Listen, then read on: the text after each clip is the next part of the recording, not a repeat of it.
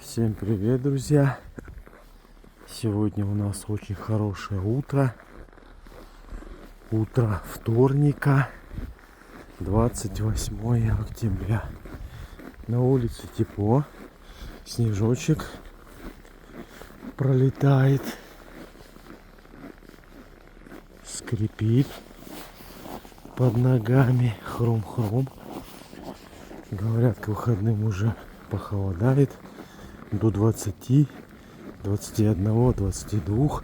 Но пока отлично. Пока супер. Кто на работу спешит, кто в школу, кто в садики. Торговый центр мой здесь у нас построенный. Здесь у нас Алякшин должен был открыть тоже торговый центр. Но здесь не торговый центр открыт.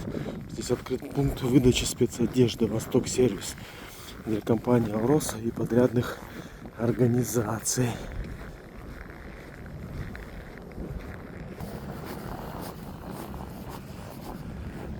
Вот здесь все-таки дороги отремонтировали в этом году.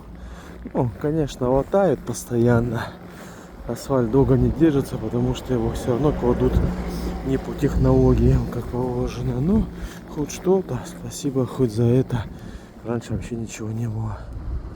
Вот такую дорогу тут сделали красивую. Дорожки отсыпали, фонари повешали, правда, на домах. Но все же спасибо. А мы ждем нашего автобуса.